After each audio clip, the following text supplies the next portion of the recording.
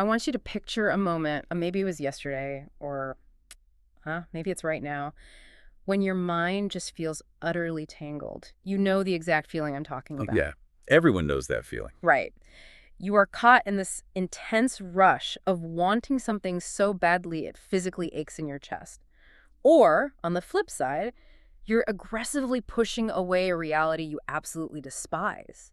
It just feels heavy. It feels incredibly, undeniably real. Hmm. But what if the only reason you are suffering so acutely right now is because you are desperately trying to win a fight that, well, that doesn't actually exist? What if the demons you are battling in your own mind are quite literally made of empty space? It's really the ultimate paradox of the human condition, isn't it? I mean, we spend our entire lives tirelessly sorting our experiences into these rigidly defined boxes. Yeah. You know, this is good, this is bad, this is a virtue, or this is a terrifying flaw. Yeah, exactly. We categorize everything. Right. And when we do that, we manufacture these massive, concrete psychological burdens. Mm. We basically treat our minds like battlegrounds. We do. And usually when we talk about dealing with those burdens, whether it's our deep-seated anger or intense cravings or just our profound ignorance, we frame it as a literal war. We think we have to aggressively attack and destroy these things. Which is an exhausting way to live. It is. But today, our mission for this deep dive is to explore a radically different architecture of reality.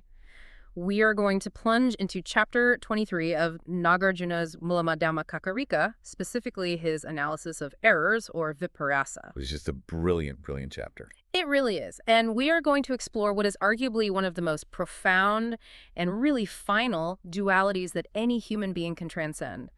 We are looking at the epic, exhaustive battle between right versus wrong, wisdom versus ignorance, and what is salutary, meaning virtuous or wholesome, versus what is unsalutary. And, you know, Nāgārjuna's approach here is breathtaking because he doesn't just hand us a better weapon to fight our internal wars. Right. He doesn't just say meditate harder. Exactly. Instead, he invites us to see these heavy mental burdens, these impurities we just agonize over, as ripples on the surface of water.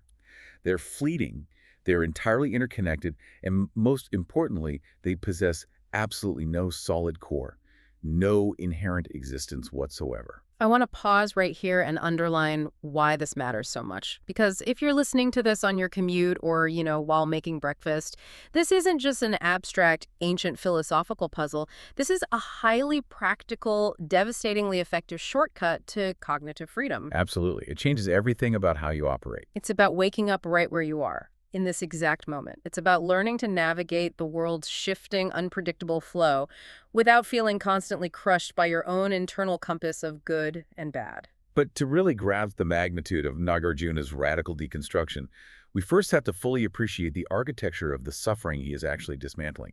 I mean, before you can tear down a building, you have to examine the blueprints. Right. We need to know what we're destroying. Exactly. In this case, the blueprint is the traditional Abhidharma perspective of early Buddhism. And while most of us today aren't actively studying ancient Abhidharma texts, that framework is essentially the default psychological operating system for modern humanity. It really is. We all implicitly act as if our mental afflictions are solid, independent realities because our culture just constantly reinforces it. We talk about my anxiety or my anger as if they are tangible tumors that need to be surgically removed. Yes. The possessiveness is key there, my anger. So let's look at that traditional blueprint. I know our listeners are generally familiar with the basic concepts of samsara and nirvana, but let's drill down into how the Abhidharma explicitly mapped out the mechanics of suffering, specifically regarding how the mind gets tangled up in these dualities. Well, the Abhidharma scholars were incredible phenomenologists. They mapped the mind with surgical precision. In their framework, mental afflictions, the kleshas, often translated as defilements or impurities, they were viewed as real fundamental afflictions that actually obscure the pure nature of the mind. Okay, so they saw them as literal, real obscurations. Right. They operate in a very specific, locked-in causal chain that essentially perpetuates the cycle of suffering. Let's trace that chain, because it's a very logical progression if you accept the underlying premise. Okay, so it begins with ignorance, or avidya. Yeah. Now, in this context, ignorance is not just a passive lack of data. It's not just, I don't know the capital of France. Right. It's an active, energetic misperception of reality. It's a fundamental cognitive distortion. And this ignorance acts as the incredibly fertile soil for what the tradition calls the four errors, or Viparyāsa. And these are 4 specific foundational mistakes that our perceptual apparatus makes continuously, right? Let's define those 4 errors, because they really are the engines of everything that follows. Absolutely. First, we perceive permanence in phenomena that are fundamentally impermanent. We look at a relationship, a job, or even a state of mind, and we secretly, desperately expect it to last forever. I want to jump in on that first error, perceiving permanence, because it's so insidious. It's everywhere. It's like buying a brand new car. You inhale that pristine new car smell. You look at the flawless paint, and on a subconscious level, your brain encodes that joy as a permanent acquisition. You literally think, I have secured the state of affairs. Yeah. And then, 3 weeks later, a rogue shopping cart dings the door in the grocery store parking lot, and you're absolutely devastated. Yeah. The devastation isn't just about the physical scratch. It's the violent collision between reality and your cognitive error of permanence. That is exactly it. The suffering is generated by the gap between the error and the reality. So that's the first error. Second, we perceive happiness or satisfaction in things that are actually fundamentally unsatisfactory and characterized by suffering. We look for lasting joy in temporary thrills. Exactly. Third, we perceive purity in what is structurally impure. And fourth, and this is the absolute linchpin, we perceive a solid, independent self in what is actually non-self, or anatta. That's the big one. It is. We look at this shifting, fragile collection of thoughts, biological drives, and fleeting feelings, and we confidently declare, that is me. That is a permanent, solid entity. And once we make that error, once we invent this solid self, what happens next in the chain? Well, we have this foundational ignorance which breeds these 4 errors. From there, the errors trigger mental fabrication, or sankalpa. This is the mind aggressively spinning its wheels, generating complex stories, rigid concepts, and sticky labels. It's the narrator in our head going into overdrive. Right. We begin to conceptualize the world strictly in terms of what is salutary, meaning good, virtuous, desirable, something that enhances the self, and what is unsalutary, meaning bad, harmful, aversive, a threat to that imaginary self. And once we've fabricated those rigid categories of good and bad, we've essentially laid the trap for ourselves, haven't we? Precisely. Because it is directly from this mental fabrication that the root kleshas, the primary defilements, explode into existence. The big 3. Yes. The 3 most deeply rooted are desire, hatred, and delusion. Desire arises because we desperately cling to the phenomena we've fabricated as inherently good. Hatred arises because we violently reject the phenomena we've labeled as inherently bad. And from those 3 massive roots, the whole tree of psychological misery just branches out uncontrollably. Yeah, from the roots we get the secondary kleshas. These are the 20 distinct emotional afflictions detailed in the text, things like intense anger, crippling envy, deceit, arrogance, spiritual lethargy. The whole spectrum of human drama. Exactly. And finally, the chain reaches its behavioral conclusion. These emotional reactions solidify into karmic formations or samskaras. We act on our anger, we act on our greed, we yell at a colleague, we hoard resources. And those actions have real-world consequences. They do. They create deep-seated habits and real consequences that lock us right back into the very beginning of the cycle. Ignorance leads to errors, which leads to fabrication, which births defilements, which drives action, which guarantees suffering. It's a closed loop. So if I'm an earnest, traditional practitioner operating under this Abhidharma view, my goal, the path to liberation, is essentially to attack that chain with everything I've got. That is the traditional project, yes. Yeah. Purification is viewed as a highly methodical, almost militaristic process of eradication.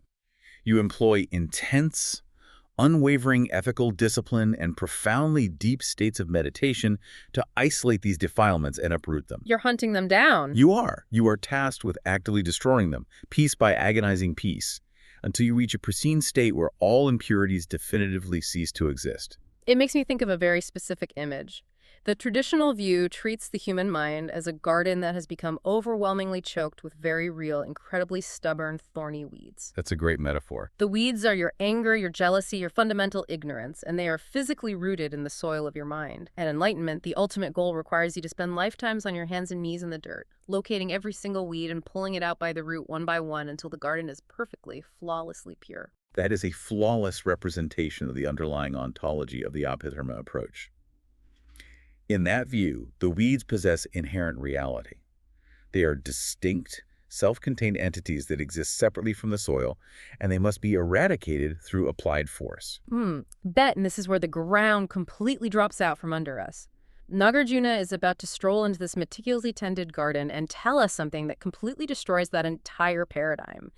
He is going to tell us that there is no garden, there is no weed, and ultimately there is no gardener. This is where Nāgārjuna's Madhyamaka philosophy becomes truly revolutionary. He doesn't just critique the efficiency of our gardening techniques, Right. He fundamentally reframes the ontological nature of reality itself. Right. He steps in and asserts that these deeply feared defilements, these supposedly stubborn weeds, entirely lack inherent existence. They lack sabhava. There is absolutely no independent, self-sustaining thing there to uproot. I need to stop you there because that completely contradicts how we are taught to process emotions, even in modern Western therapy. We are taught to identify the emotion, isolate it, and process it as a valid, real thing. Of course. If Nāgārjuna is claiming these mental afflictions aren't inherently real, he can't just assert that. We can't just take his word for it because it sounds poetic. We have to ruthlessly examine the very mechanics of how these psychological weeds supposedly grow in the first place. We have to put this causal chain under a microscope. And Nāgārjuna demands exactly that level of rigorous analysis. In chapter 23, he specifically targets the very top of that causal chain, the apex of the wheel of dependent origination. He isolates a highly specific triad to logically deconstruct. Okay, let's lay out the target. What are the three spheres of this triad we are analyzing? The first sphere represents the causes. In our context, these are the errors, the Viparyāsa, our deeply held mistaken perceptions about what is inherently salutary and unsalutary. So the mental mistake is sphere 1. Right. The second sphere is causality itself. This is the actual mechanism of production, the supposedly real connective relation, where the cognitive error actively gives birth to the emotional affliction. The bridge between the two. Exactly. And the third sphere is the effect. These are the impurities themselves, the tangible kleshas, like the visceral experience of desire or hatred. So the triad is cause, causality, effect, error, production, impurity. All right. Error, production, impurity. I've got the triad. Now, how does Nāgārjuna dismantle it? He applies the ultimate analytical tool of Madhyamaka, the tetralemma, or the four-cornered logic. He uses it to demonstrate mathematically and logically that these three spheres cannot possibly possess inherent independent reality. The four-corner. Right. And this logic requires immense focus because he explores every conceivable ontological position and proves each one leads to an absolute absurdity. Let's actually do this. Let's run the tetralemma on a real, relatable example. Let's take the impurity of political anger, which is the effect, and its cause, which is the cognitive error of seeing a rival's policy as an absolute inherent threat to human existence. Very relevant modern example. Exactly. We are going to test if this dynamic actually exists as a solid reality. Corner 1 of the tetralemma.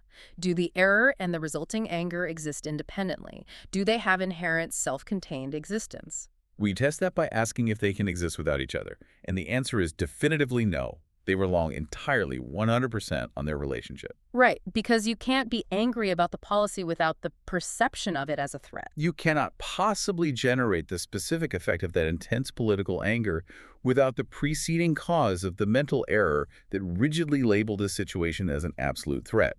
The anger doesn't just float in the universe waiting to strike you. It is entirely dependent on the framing. Because they are mutually dependent, they cannot by definition exist independently. They lack svabhava. Okay, wait, let's unpack that. If something needs something else to exist, it doesn't exist on its own. So, corner 2. If they don't inherently exist, are they completely non-existent? Are they just an absolute void, literally nothing at all? Again, the logic says no. Why? Because we conventionally experience them. The suffering is empirically observable. When you read that terrifying headline, your heart rate spikes, cortisol floods your system, and you feel a hot flash of genuine rage. It physically alters your body. It drastically alters your behavior. It ruins your dinner. You cannot logically claim that something with such profound, observable functional capacity is entirely non-existent. Right, my nervous system would violently disagree with the idea that the anger is nothing. So, corner 3. Can the cause and the effect be both inherently existent and non-existent at the exact same time? No, because that introduces an irreconcilable logical contradiction. It violates the basic law of non-contradiction. You cannot state that an entity possesses an independent, unchanging core while simultaneously stating it is entirely devoid of that core. It's an incoherent proposition. It would be like claiming a light switch is fully wired and completely severed at the exact same time. It means nothing. Okay, the final corner, corner 4. Can the error and the anger be neither existent nor non-existent? This is also rejected. Proposing a state of neither existence nor non-existence isn't some profound mystical insight. Logically, it's just incomprehensible noise. It provides no conceptual framework whatsoever and is just playing games with language. So we've run the triad through the four corners, and none of them hold up. The triad can't exist, not exist, be both, or be neither. But Nāgārjuna's analysis goes much deeper than just existence and non-existence, doesn't it? He applies this to every extreme dualistic position we can take regarding cause and effect. He's incredibly thorough. He systematically expands this logic to obliterate any conceptual foothold we might try to cling to. For instance, he asks, are the cause, the error, and the effect, the impurity, inherently different from each other? Well, let's think about that. If they were entirely inherently different, meaning totally separate, unrelated entities with no shared nature, then causality itself would break down. Exactly. If cause A has absolutely no inherent connection to effect B, then any random cause could produce any random effect. The error of misjudging the weather could inexplicably produce intense hatred toward a piece of furniture. There would be no reliable causal link to govern the universe. Precisely. Complete difference destroys causality. But then he flips it. What if they are perfectly identical? What if the error and the resulting anger are exactly the same inherent thing? That also fails. If the cause and effect were perfectly identical, there would be no progression, no production. It would just be a static, frozen reality. A seed and a tree cannot be identical, or the seed would never grow. Exactly. So they cannot be inherently separate, nor can they be wholly united. And Nāgārjuna just continues down the list of dualities. Are they permanent? No, because emotional afflictions clearly arise and pass away. You aren't angry forever. Thank goodness. Right, but are they completely impermanent or totally annihilated once they pass? No, because we know that actions leave karmic traces. The psychological habit of anger deeply conditions your future responses. It wires the brain for next time. Exactly. They are not self-existent, meaning they don't produce themselves out of nowhere, nor are they other-existent, meaning they aren't produced by some completely alien, unrelated force outside the system. I want to try to ground this relentless logic because running through these negations can feel like intense mental gymnastics. Let me offer an extended analogy to clarify exactly what Nāgārjuna is pointing at. Think about a shadow cast by a tree on a sunny day. A classic and really profound Madhyamaka analogy. If we run the shadow through this logic, you can't say the shadow inherently exists on its own. It has no independent essence. You can't sweep the shadow up with a broom, put it in a box, and mail it to a friend. It has no svabhava. Right. But you also cannot claim the shadow doesn't exist at all, because I can clearly see it cooling the ground. It has a functional reality. Yeah. The shadow only is because of a highly specific contingent relationship between the sun, the physical tree blocking the light, and the angle of the ground it falls on. A shadow is not a noun. A shadow is a relational event. That perfectly encapsulates the third major conclusion of our Madhyamaka reasoning. When we meticulously analyze the three spheres, the cognitive errors, the process of causality, and the resulting impurities, we are forced to conclude that they are entirely empty of inherent existence. Just like the shadow. Just like the shadow. They are never absolute. Right. Because they operate exactly like shadows, there is no real, absolute, inherent opposition between them. The concepts of pure and impure, or salutary and unsalutary, do not exist out there in the universe as solid fundamental facts. But this brings us to a crucial pivot point. If we have systematically broken down this triad using this shadow logic, what are we actually left with? If the deeply painful weeds of our mind aren't inherently real entities, what in the world are they? This moves us into the territory of what we might call the mirror hall of mutual emptiness, and the absolutely vital framework of the two truths. Nāgārjuna employs a very specific, almost dizzying type of reasoning in Chapter 23 to answer your question. He establishes a tautological loop. Emptiness implies emptiness. Walk me through the mechanics of that loop. How does emptiness create more emptiness? It works like this. If the cause, let's say the cognitive error of perceiving an insult as an attack on an inherent permanent self, is empty of inherent existence, then the effect produced by that cause must also be utterly empty. Because you can't build a real house on an imaginary foundation. Exactly. You cannot possibly generate a real, inherently existent, rock-solid burst of humiliation or rage if it was birthed from a completely empty, non-inherent, illusory mental error. The foundational unreality of the cause infects the effect. So an illusion can only breed an illusion. Exactly. Oh. And conversely, if we analyze the effect, the rage itself, and find that it is completely empty, fleeting, and dependent on countless conditions, then its cause could not possibly have been some solid, permanent, independent reality. They mutually empty each other out. Let me apply this to a devastating real-world scenario to make sure the mechanics hold up. Let's say someone gets fired from a career they've built for 20 years. The mind instantly generates the label. This is an absolutely inherently bad event. That's the error. Right. And that error immediately produces the emotion. Overwhelming despair, the impurity. What you're saying is that because the label "this is inherently bad" is entirely dependent on context, Right. maybe getting fired forces them to start a company that brings them ultimate joy, so the badness isn't fixed. The label is empty. Correct. And because the label is empty, the crushing despair that relies on that label is also structurally empty. Yes. They are completely inseparable. They're dependently co-originated, they are co-defined, and they are entirely co-imputed by the mind. They are mere designations, just names. It's just the mind labeling a process. The mind is observing a highly fluid, infinitely complex process of changing conditions, and we arbitrarily slap static names onto it. We draw a conceptual line and label one side the error and the other side the impurity, but in reality, there is no boundary whatsoever between them. I follow the logic, but I have to push back hard here on behalf of human experience. Please do. Because when that person gets fired, or when I read an infuriating email from a coworker, my heart rate does go up. The cortisol is in my blood. The anxiety feels agonizingly real. I can't just logically deduce, well, the label is empty, so the emotion is empty, and expect the biological reality of my adrenaline to instantly vanish. The shadow might not be a noun, but the dark spot on the ground is real to the ants walking through it. This is perhaps the most important pushback in all of Buddhist philosophy, and it leads directly to the crux of Madhyamaka, the union of the two truths.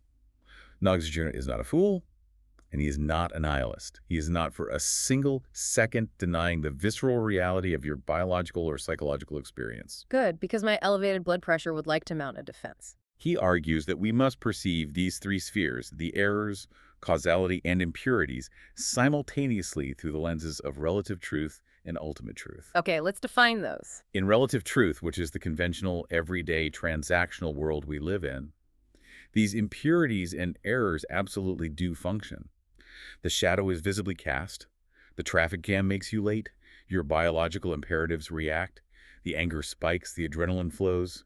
Conventionally, we must use words like cause and effect, good and bad, because they are indispensable pragmatic tools for navigating human life. Right. If I don't use the conventional label bad to describe touching a hot stove, I'm going to lose my hand. Exactly. You have to use the tools. But the liberation comes from recognizing the ultimate truth simultaneously. In ultimate truth, absolutely none of these functioning phenomena possess a fixed, independent, unchangeable core. They are ultimately empty. They are functionally there. And they have real consequences, but they are inherently not there. And this brings us to a massive breakthrough in Chapter 23, because Nāgārjuna takes this devastating logic of mutual emptiness, and he points it directly at the most terrifying target of all. He points it at the self. This is where it gets truly radical. In verses 3 and 4, he essentially detonates the foundation of the Abhidharma project. He says, and I'm paraphrasing the text here, the existence or non-existence of the individual self is not proved at all. Without that self, how can the existence or non-existence of the impurities possibly be proved? Because impurities must belong to somebody, and that person is not proved at all. The philosophical implications of those two verses are staggering. Think about the Abhidharma perspective we discussed earlier. That entire paradigm requires a someone to be defiled. You absolutely need a concrete garden in order to have weeds. Yes, there has to be a host for the parasite. But when Nāgārjuna analyzes this self, using the exact same tetralemma logic we used on the triad, he reveals that the self is also just a dependently co-arisen shadow. It is a mere convention, a convenient label we slap onto a constantly shifting stream of biological processes, inherited memories, and cultural conditioning. Wait, let me fully process this. If the self cannot be proven to inherently exist, if there is no fixed, permanent me sitting inside my head driving the meat suit, then these massive, terrifying impurities don't actually belong to anybody. They belong to no one. You cannot have a defilement without a definitively defiled person. The crushing anxiety isn't actually my anxiety because the fixed permanent me that is supposedly anxious is itself a conceptual fabrication. Without a definitive someone to be polluted, there are no defilements. The entire architectural structure of human suffering just completely collapses in on itself. It collapses entirely into a state of mutual emptiness. The defilements are empty, the mind they supposedly afflict is empty, the self that owns the mind is empty. Okay, my mind is reeling, but I want to aggressively ground this again. We live in a deeply physical world. We interact with physical objects that we fiercely desire or passionately hate. We've established this elegant, airtight logic of emptiness regarding internal mental states. But how does a Madhyamaka philosopher actually walk through a physical market? That's the practical test. When they see a physical object they desire, what is happening in their sensory processing? This brings us to Section 4, Gandharva cities and the sensory illusion. How does this apply to the physical world? Nāgārjuna brilliantly anticipates this exact question in verses 7 and 8.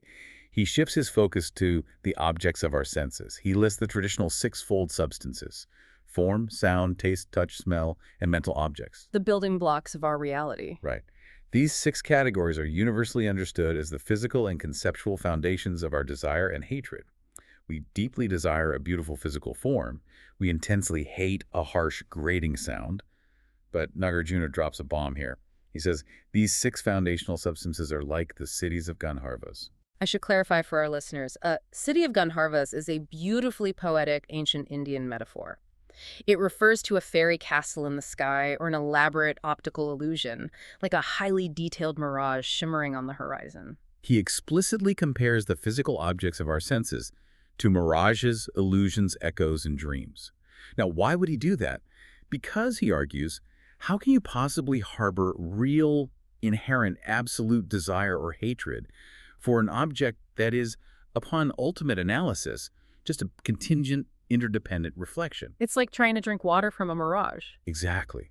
The physical objects we furiously crave or violently despise do not actually possess the inherent fixed qualities we project onto them. I love exploring this through the mechanics of perception. Let's take the most universally desired object, a piece of rich, decadent chocolate cake. A perfect example. We look at that cake and we think, that object possesses inherent deliciousness. The goodness is baked right into the molecules of the cake, but that's a complete sensory illusion, isn't it?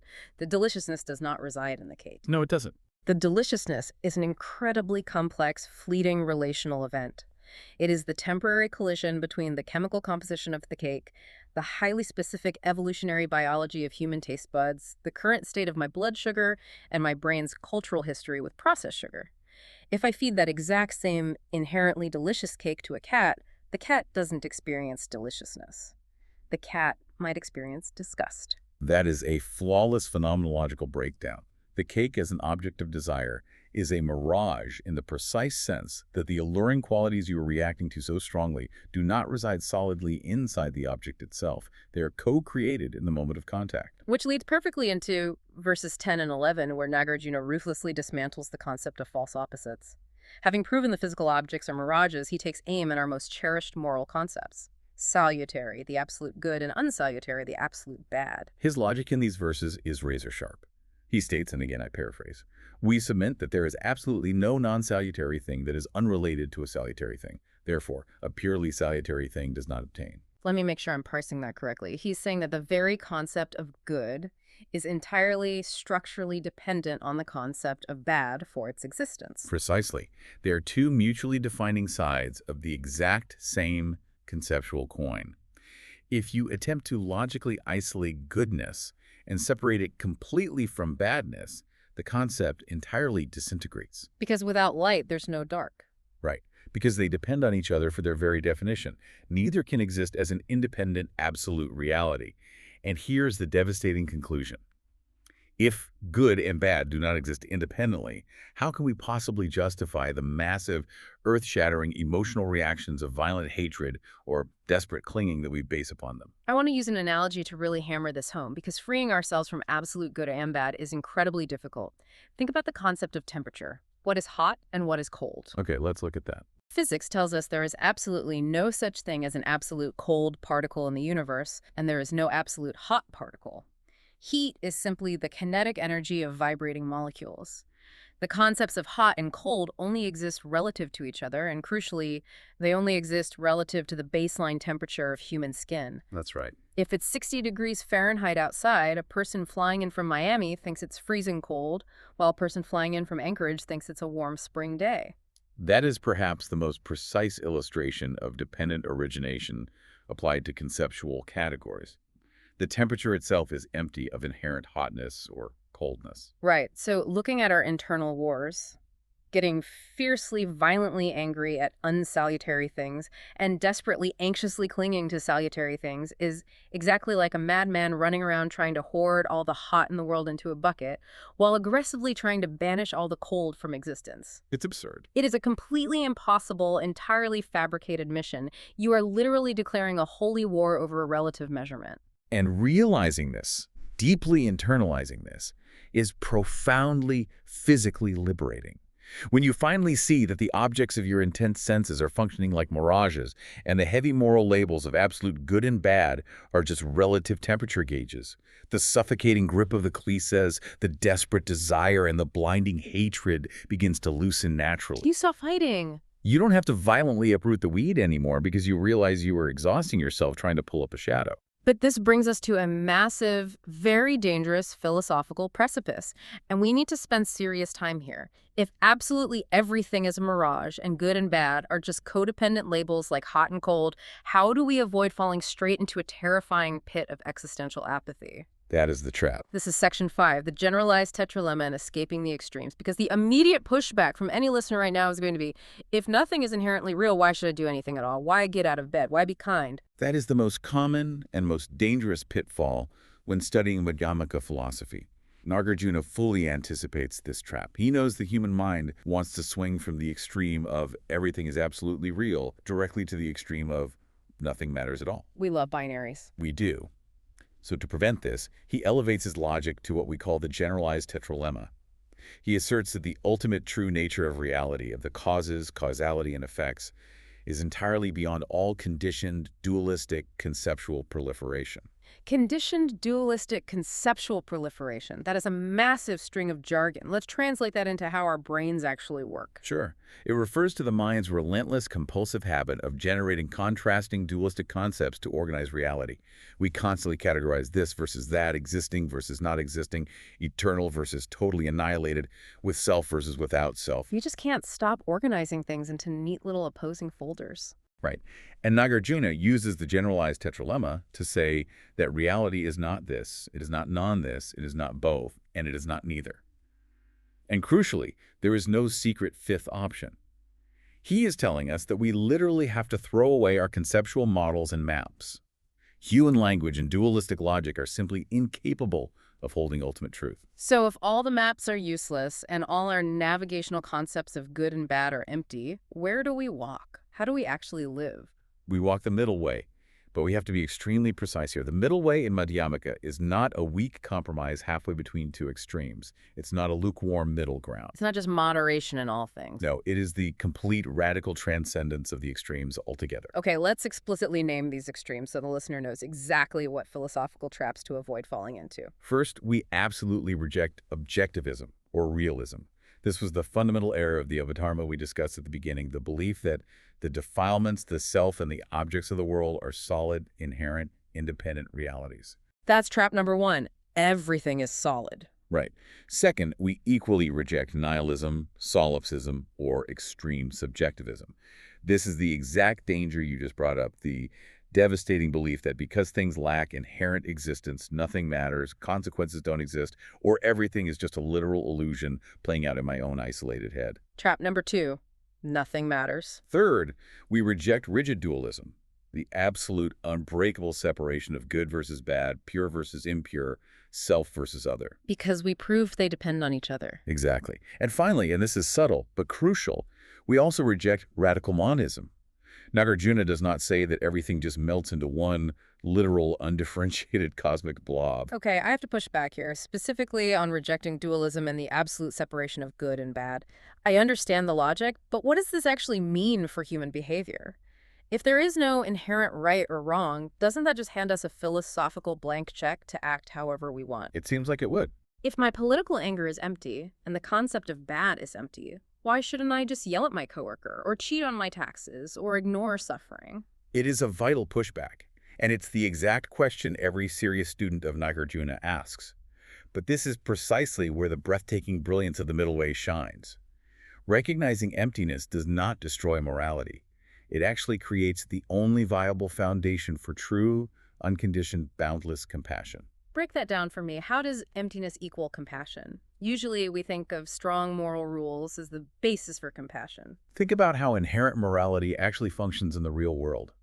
When you deeply believe in inherent evil and inherent virtue, your ego becomes massively invested in ensuring you are on the right side. Obviously. We all want to be the hero of the story. Right. You reify the bad guy. You turn them into an absolute monster. And once you've designated them as inherently evil, that justifies your absolute hatred and your cruelty toward them. You think you are pulling a very real, very dangerous weed, and therefore you are perfectly willing to tear up the entire garden and everyone in it to get that weed out. Ah, I see. It's the crusader mentality. I am inherently righteous, they're inherently evil, therefore my violent anger is total justified and actually holy. We see this everywhere in modern discourse. Exactly. The belief in absolute inherent badness is the root cause of almost all human atrocity. But when you profoundly realize the emptiness of these categories, you stop violently clinging to the need to be right. You interact with the world with an incredible, fluid flexibility. You still act, right? Oh, absolutely. This does not mean you ignore pain. You still clearly see conventional suffering. You still recognize that yelling at your coworker causes immense conventional pain. You see that systemic injustice causes real conventional harm. But you address that harm without the toxic, blinding overlay of self-righteousness or inherent condemnation. So you act to alleviate the suffering, not because it violates some rigid, absolute cosmic rule, but out of a natural, spontaneous responsiveness to the interdependent web you are inherently a part of. Emptiness doesn't mean nothing matters. It means nothing is fixed or isolated, which means absolutely everything you do ripples infinitely through the web. That is exactly it. Let me use an analogy. It is the profound difference between a doctor treating a sick patient and a crusader fighting a demon. Oh, I like that. If you believe a person is possessed by an inherently evil demon, you go to war. You might torture the person to destroy the demon. But if you see that they are simply suffering from a highly complex matrix of dependent causes and conditions of sickness, you don't hate the sickness. You don't judge the patient. You simply offer the medicine with clear-eyed compassion. The middle way frees you from the exhausting, endless violence of the war. That is a staggering paradigm shift. Treating a sickness instead of fighting a demon. Which brings us to the ultimate climax of Chapter 23 and our final section. The paradox of purification and abiding in suchness. If we finally put down our weapons, if we realize we don't need to fight these illusions, how do we actually practice this in daily life? How do we achieve the ultimate goal, which the tradition calls nirvana? Well, the first step in practice is understanding exactly how to use our conceptual tools. Right, because Nāgārjuna isn't telling us to take a vow of silence, stop using language, or stop making ethical decisions. The middle way means we can still use concepts like salutary and unsalutary, or the framework of purification, but we must use them strictly as useful relative tools, never mistaking them for absolute truths. Exactly. You navigate your career, you strongly prefer kindness over cruelty, and you diligently try to improve your mental habits. But you do all of it without desperate attachment, without reifying the outcome, and without that agonizing, teeth-gritting effort of trying to force reality to conform to your will. You wield the tools expertly, fully knowing their true, mirage-like nature. Exactly. You play the game, but you know it's a game. And this leads to what I consider the grand, explosive paradox of the entire chapter, found in verses 24 and 25. Nāgārjuna sets a brilliant, inescapable logical trap for the traditional Abhidharma purists who want to violently destroy their impurities. I love a flawless logical trap. Let's bring it. How does he corner them? He says, okay, let's assume for a moment that the Abhidharma is entirely correct. Let's assume your impurities, your deep ignorance, your furious anger are inherently real, self-existent things with their own svabhava. Okay, we grant them that premise. Well, if a defilement truly has an inherent fixed nature, then by the very definition of inherent, its core nature can never ever change. Therefore, it can never be eliminated. You cannot possibly destroy something that possesses absolute, unchangeable, inherent existence. Wow. Okay, so if the stain on the fabric of your mind is permanent by its very nature, you can scrub it for a million lifetimes, you can meditate until the sun burns out, and it will never ever come out. By defining the impurities as real, the Abhidharma project mathematically defeats itself. Yes. It's a devastating critique. But then he springs the second half of the trap. He says, okay, Yeah. what if we agree that the impurities are not self-existent? What if they are entirely empty like mirage? Well, if they don't inherently exist in the first place, then there is absolutely nothing real there to eliminate. How can you possibly banish or destroy something that fundamentally doesn't exist? Mind completely blown. If the stain on the fabric is actually just a trick of the light, an optical illusion, you can't wash that out either. You can't scrub away a shadow. Therefore, the entire exhausting project of destroying impurities is logically impossible, no matter which ontological premise you start from. This is the pinnacle of the chapter. Because of this profound, inescapable paradox, we are left with a staggering, almost terrifyingly beautiful conclusion. The goal is not to somehow violently transmute ignorance into wisdom. We're not ancient alchemists trying to take the base metal of our anger and force it to turn into the gold of enlightenment. So what are we doing? We must realize that ignorance and wisdom, samsara and nirvana, are woven from the exact same empty fabric. So if there is nothing to destroy and nothing to transmute, what on earth do we actually do? We simply stop. We might as well perceive absolutely everything as primordially equal, pure, perfect, complete, and divine right from the very beginning. We don't perceive the universe as a chaotic, pluralistic mess of separate things, nor do we perceive it as a radical, featureless oneness. We drop all the filters. We perceive it beyond all those limiting concepts. We simply abide in reality exactly as it is, without compulsively adding our dualistic conceptual overlays. In the tradition, this profoundly simple state of resting is often called suchness, or tathata. Suchness, just things exactly as they are. That single word changes the entire trajectory of human effort. It entirely collapses the ultimate architecture of suffering. The whole massive wheel of dependent origination, all the complex dyads and triads we've painstakingly analyzed today, the causes, the effects, the salutary, the unsalutary, they're all finally revealed as nothing more than illusory models. Maps, not the territory. They might be incredibly useful maps for navigating the conventional world, but they are not reality with a capital R. Reality itself is untouched by our maps. So let's bring all of this together for a final synthesis. If absolutely everything is fundamentally empty of inherent existence, then every single duality we cling to completely collapses. The battle lines are erased. All of them. Right and wrong, permanence and impermanence, purity and impurity, self and non-self, error and non-error, salutary and unsalutary. They are all dependently co-arisen. They are simply two ends of a conceptual seesaw.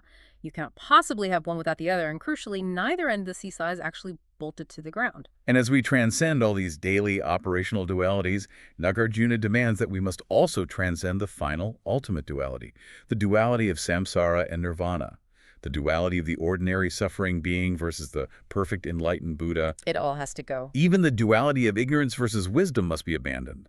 Upon ultimate analysis, there is absolutely nothing to accept, nothing to reject, and nothing to purify in absolute terms.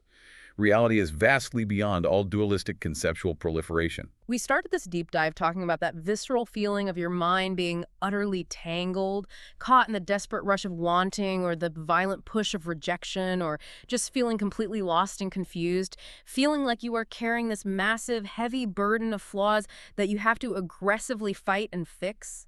And Nāgārjuna's ultimate gift to us is proving, with inescapable logic, that those heavy burdens are quite literally made of air. The tangled knot in your mind isn't a solid tightrope that you have to painstakingly untie over decades of effort. When you finally learn to look closely enough, the string itself dissolves into space. I want to leave you, the listener, with a final provocative thought to mull over as you go about the rest of your day. We've spent this time exploring how there is no inherent impure ignorance inside of you that you have to magically transmute into pure wisdom. So considering everything we've just discussed, is your very desire to become enlightened or your relentless drive to constantly become better informed, self-optimized, or more virtuous, actually the final, most subtle, and most dangerous illusion keeping you feeling incomplete? That is the ultimate question we all must face. What if the highest possible wisdom isn't a grand achievement at the end of a long war, but the quiet realization that you never actually needed to be fixed in the first place? Let that thought settle like dust finally coming to rest in a quiet room. Thank you so much for taking this incredibly deep dive with us today. Put down your weapons, step out of the garden, and enjoy the absolute freedom of the middle way.